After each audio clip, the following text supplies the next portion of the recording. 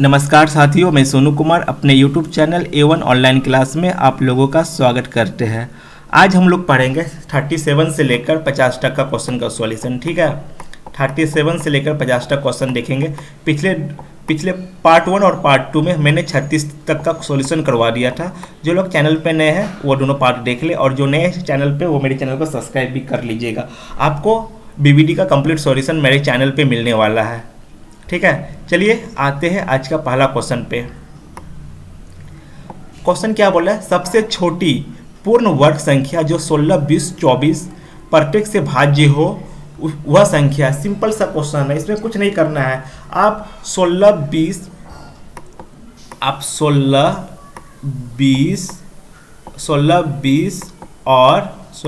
और 24 का एलसीएम निकालिए, और एलसीएम में तो 16, 20 इसका एलसीएम निकालिएगा।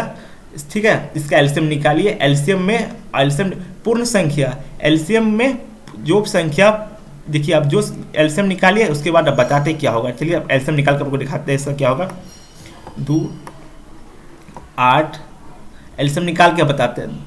देखिए आप लोग को हम एलसीएम निकाल दिए। एलसीएम इसका 240 आ रहा है। आप क्वेश्चन क्या बोल रहे थे? आपको परफेक्ट स्क्वायर, सबसे छोटा परफेक्ट स्क्वायर निकालना है जो 16, 20, 24 से डिवाइड हो जाए। उसके लिए आपको चेक करना पड़ेगा कौन परफेक्ट स्क्वायर है। देखिए 2 गुना 2 अगर जोड़ा में रहेगा तो स्क्वायर होगा, ये भी जोड़ा में तो स्क्वायर होगा। ठीक है, 5 और 3 क्या है? 5 3 बेजोड़ा है। इसको परफेक्ट स्क्वायर बनाने के लिए क्या करना पड़ेगा? इसको परफेक्ट स्क्वायर बनाने के लिए 5 और 3 से गुना करना पड़ेगा, तो ना जोड़ा में आएगा। 5 और 3 से गुना करना पड़ेगा। कितना? 5 और 5 या 15, 5 या 15 से गुना कीजिए, कितना आ रहा है? एलसीएम में 15 से गुना कीजिएगा। देखिए 240 गुना 15 से गुना कीजिएगा, आपका आंसर आ जाएगा 3600। आप गुना करके देख लीजिएगा मेरा गुना क्या हुआ है। ऑप्शन में देखिए 3600 कहाँ पे है? 3600 डी नंबर ऑप्शन, इसका आंसर डी हो जाएगा। ठीक है, मुझे आशा आप लोग समझ गए होगा। जो लोग नहीं समझे वो कमेंट बॉक्स से फिर से पूछ सकते हैं।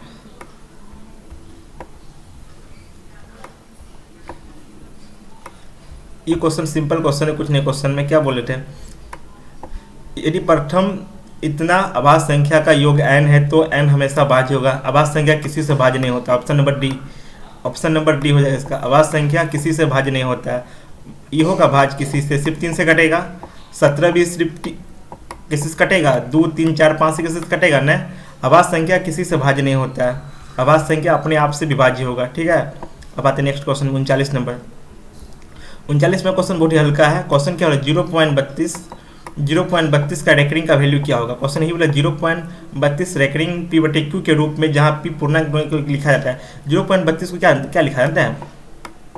0.32 को लिखा जाएगा अगर आप रेकरिंग को हटाइएगा यहाँ से, नीचे 99 आ जाएगा। ठीक है, जितना डिजिट पे रेकरिंग होगा, यहाँ पे 2 डिजिट पे रेकरिंग है। पॉइंट के बाद कितना डिजिट पे रेकरिंग होगा उतना 0 नीचे आएगा। यहाँ पे 1 और 2 डिजिट में रेकरिंग है। 32 को ऐसे लिख दिए, रेकरिंग को हटा दिए, 2 बार 99 लिख दिए। ठीक है, इसका आंसर हो जाएगा 32/99। ऑप्शन में देखिए कहाँ पे है 32/99। ऑप्शन नंबर सी हो जाएगा आंसर। अब हम लोग आते नेक्स्ट क्वेश्चन पे।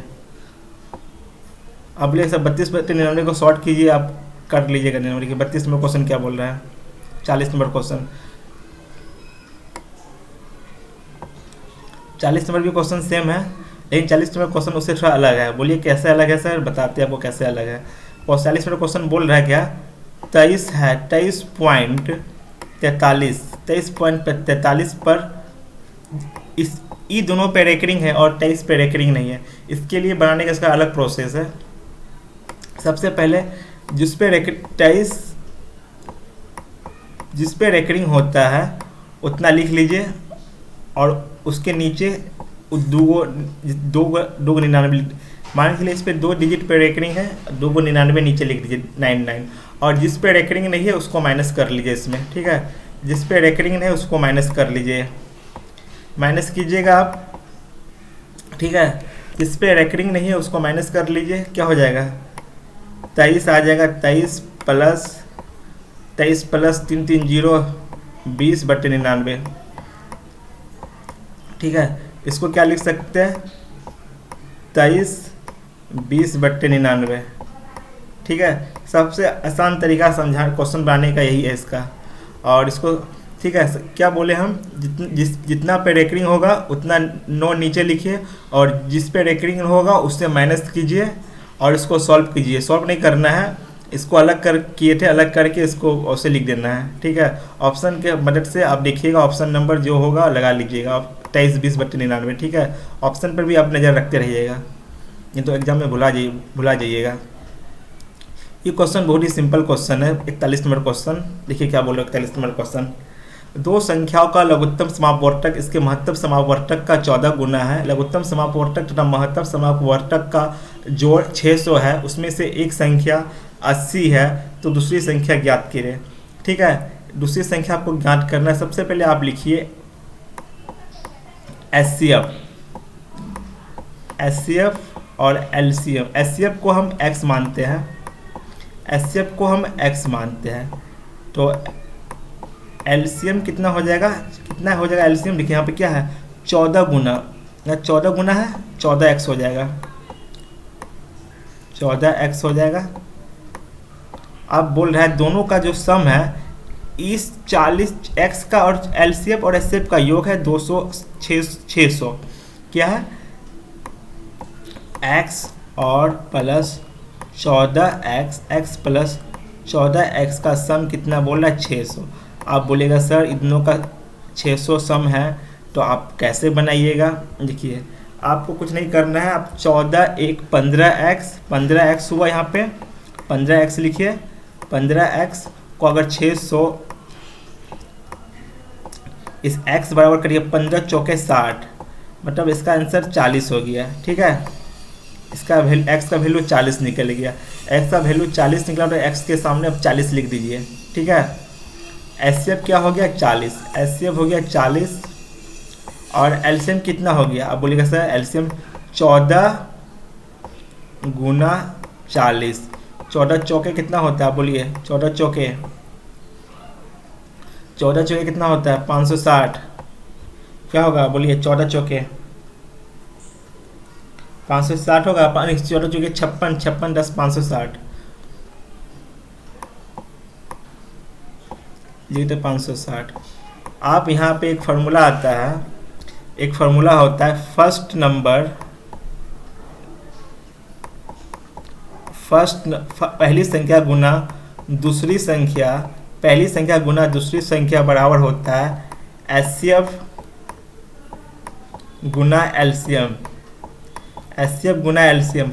आपको देखिए आपको दूसरी संख्या निकाल, पहली संख्या आपको क्वेश्चन में बता दिया होगा। देखिए पहली संख्या कितना है 280, 280 लिखिए, पहली संख्या 280 है।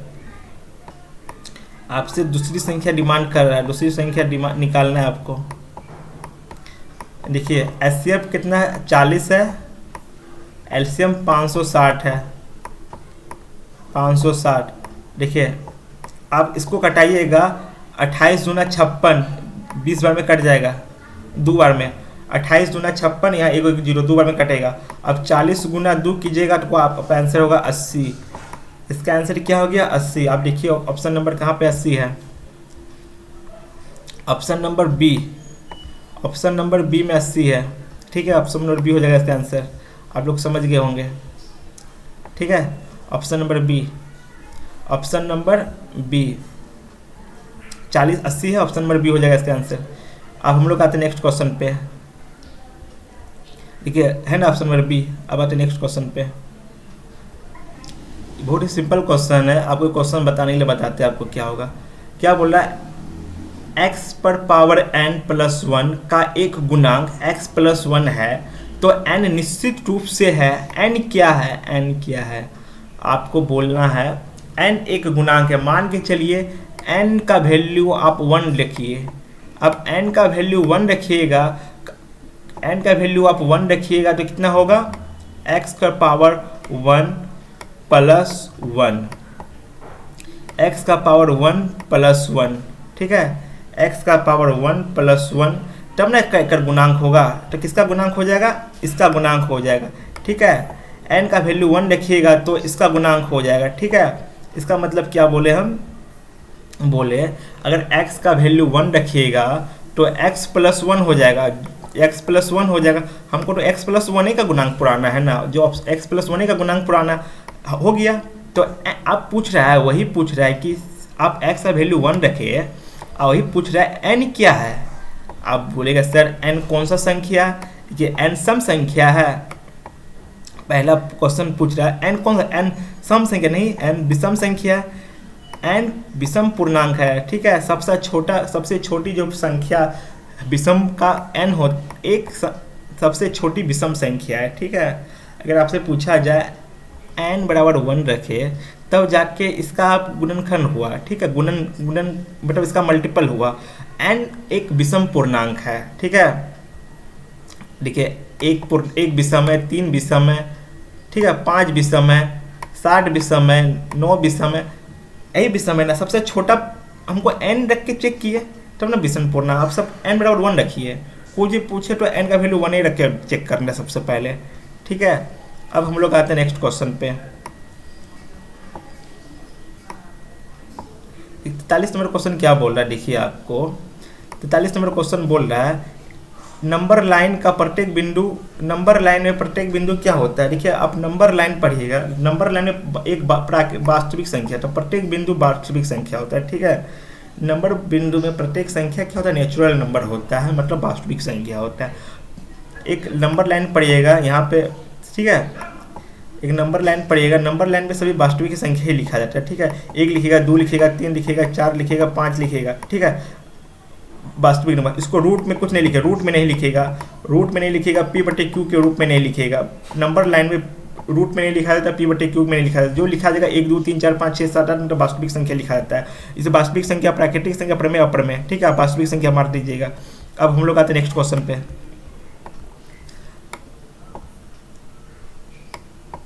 देखिए आपके बीच सबसे बेहतरीन क्वेश्चन देखिए यही है, आज का VBI क्वेश्चन। आज का VBI क्वेश्चन यही है, ये जो है ये भिन्न शांत है, प्रसार कौन सा भिन्न प्रशांत शांत है। हम आपको बोले थे अगर जो शांत होगा उसका जो हर होगा, जो शांत होगा उसका हर में 2 और 5 का गुणनखंड होगा, 2 या 5 का गुणनखंड होगा। आप बोलिएगा सर हमको तो इसमें 2 और 5 का गुणनखंड दिख रहा है, लेकिन 7 का गुणनखंड देखिए। आप 7 का देखिए, 7 का क्यूब कितना होता है। अगर 7 का क्यूब कीजिएगा, देखिए 7 का क्यूब कीजिएगा, इसका होगा 361, ठीक है। ये तो कटिए जाएगा ससुरा, ये 7 का क्यूब 361 होता है, 361/361, ये तो कट गया। नीचे क्या हो गया, 2 और 5 में बच गया, 2 और 5 का गुणनखंड आ गया। हम बोले थे अगर हर में 2 या 2 5 का गुणनखंड है, वो क्या होगा, वो शांत उसका दशमलव शांत प्रसार में होगा, ठीक है। ये कहीं ना कहीं जाके ये शांत हो जाएगा, ठीक है। हो समझ गए, 2 और 5 का हर में गुणनखंड शांत हो गया। ये भी क्वेश्चन वही क्वेश्चन है। आप देखिए 45 नंबर क्वेश्चन, n एक प्राकृतिक संख्या, बोले n एक प्राकृतिक संख्या, n प्राकृतिक है, कुछ भी है, n 1 मानिए, 1 सभ्य है, प्राकृतिक है, विषम है, ठीक है, और वास्तविक संख्या भी है। n का वैल्यू 1 मानिए। अगर n का वैल्यू 1 मानिएगा, आप 1 को रूट के अंदर रखिएगा। नहीं, यहाँ पे आप क्या बोला, n एक प्राकृतिक संख्या, प्राकृतिक संख्या मतलब समझे क्या हुआ, प्राकृतिक संख्या बराबर हुआ क्या, n का वैल्यू आप कुछ भी ले सकते हैं, 1 ले सकते हैं, 2 ले सकते हैं, 3 ले सकते हैं, 4 ले सकते हैं, 5 ले सकते हैं, 6 ले सकते हैं, 25 ले सकते हैं, ठीक है। आप n का वैल्यू कुछ ले सकते हैं। और अगर n का वैल्यू मान के चलिए आप n का वैल्यू 2 लिए और n का वैल्यू आप 4 लिए, देखिए 4 लिए तो आपका ये 2 बाहर आ गया रूट के अंदर, ठीक है। वही बोल रहा है ये हमेशा प्राकृतिक संख्या होगा। अगर n प्राकृतिक संख्या तो हमेशा प्राकृतिक संख्या आएगा, नहीं हमेशा प्राकृतिक संख्या नहीं आएगा, कभी सम भी आएगा, कभी विषम भी आएगा, कभी प्रमेय भी आएगा, कभी अप्रमेय भी आएगा, ठीक है। हमेशा अप्रमेय आएगा नहीं, देखिए हमेशा अप्रमेय कैसे आएगा, देखिए यहाँ पे देखिए √2 लिए तो अप्रमेय आया और √4 लिए तो प्रमेय आ गया, ठीक है। हमेशा अप्रमेय आएगा, ये भी नहीं होगा, ऑप्शन नंबर डी होगा। कभी प्रमेय आएगा, कभी अप्रमेय आएगा। देखिए इसके अंदर रूट लगाइएगा तो अप्रमेय हो जाएगा, इसके अंदर रूट लगाइएगा तो अप्रमेय हो जाएगा, 25 के अंदर रूट लगा दीजिएगा तो क्या हो जाएगा, अप्रमेय हो जाएगा। ठीक है, कभी अप्रमेय होगा कभी प्रमेय होगा। अब हमको लगता है आप समझ गए होंगे। अब हम लोग आते हैं नेक्स्ट क्वेश्चन पे। 46 नंबर क्वेश्चन हम लोग देखेंगे। 46 नंबर क्वेश्चन क्या है, 46 नंबर क्वेश्चन देखेंगे क्या है। क्वेश्चन बोल रहा है दो अप्रमेय संख्या का गुणनफल क्या होता है। देखिए, दो अप्रमेय संख्या गुणनफल, एग्जाम्पल देते हैं हम। एग्जाम्पल लिखिए, आपको एग्जाम्पल से बेहतरीन समझना। दो अप्रमेय संख्या, मान के लिए एक अप्रमेय संख्या √2 है, दूसरा अप्रमेय संख्या मानिए √6 है, √5 है। क्या हो गया, √10 आ गया। √10 क्या है, दो अप्रमेय संख्या का गुना √10 आ गया। देखिए, 2 भी अप्रमेय है, √5 भी अप्रमेय है, √10 क्या अप्रमेय है। दो अप्रमेय संख्या का गुणनफल हमेशा दो अप्रमेय संख्या का गुणनफल हमेशा अप्रमेय होता है। दो अप्रमेय संख्या एवं अप्रमेय गुणन हमेशा अप्रमेय होता है। देखिए यहाँ पे हम बोले दो अप्रमेय संख्या का गुणनफल हमेशा अप्रमेय होता है। क्या बोले, दो अप्रमेय, √2 अप्रमेय संख्या, √5 अप्रमेय संख्या, इन दोनों का हम गुना किए तो क्या गुणनफल क्या आ गया, √10। और √10 भी क्या है, अप्रमेय संख्या। वो क्या आंसर हो जाएगा, ऑप्शन नंबर ए। दो अप्रमेय संख्या का गुणनफल हमेशा अप्रमेय ही होता है। आप यहाँ ऑप्शन नंबर बी दिया, ऑप्शन नंबर बी पे नहीं दिया, आपको मेरे कॉन्सेप्ट पे ध्यान देना है। ठीक है, अगर आपको अप्रमेय और अप्रमेय में आपको कन्फ्यूजन है, आप उसका आप बेसिक वीडियो जो बनाया है वो देख लीजिएगा, उसमें बहुत अच्छा तरह से आपको बताया गया है प्रमेय अप्रमेय क्या है। हम लोग आप आते हैं आज का थर्ड लास्ट क्वेश्चन पे। ये क्वेश्चन ऊपर में भी था, ठीक है, एक 47 नंबर क्वेश्चन ऊपर में बताया था, इसका आंसर क्या, ये क्वेश्चन ऊपर में बता चुके हैं। ठीक है, ये क्वेश्चन हो गया, इसका आंसर क्या होगा, विषम संख्या होगा। क्या हो गया, देखिए n किसके लिए, ऊपर बता रही है क्वेश्चन, देख लीजिएगा आप। निम्नलिखित में कौन आभास संख्या 11 आभास संख्या, ऑप्शन नंबर सी। इसमें कौन सा प्रमेय संख्या, क्या क्वेश्चन क्या बोला है, इसमें कौन सा प्रमेय संख्या इसमें कौन सा होगा। देखिए, प्रमेय संख्या निकालने के लिए P/Q की प्रमेय संख्या P/Q के फॉर्म में होना चाहिए। सबसे पहले छांटिए, ई अप्रमेय संख्या है, ई अप्रमेय संख्या है, ई अप्रमेय संख्या है। देखिए √3 हो गया, ये बच्चा क्या है, 2 के नीचे आप 1 लिख सकते हैं, P/Q के फॉर्म में आ गया, इसलिए प्रमेय संख्या है। ठीक है, आज के लिए इतना ही। अगर मेरा वीडियो आप लोगों को पसंद आए तो चैनल को सब्सक्राइब, लाइक और शेयर कीजिएगा। आज के लिए धन्यवाद, मिलते हैं नेक्स्ट वीडियो में।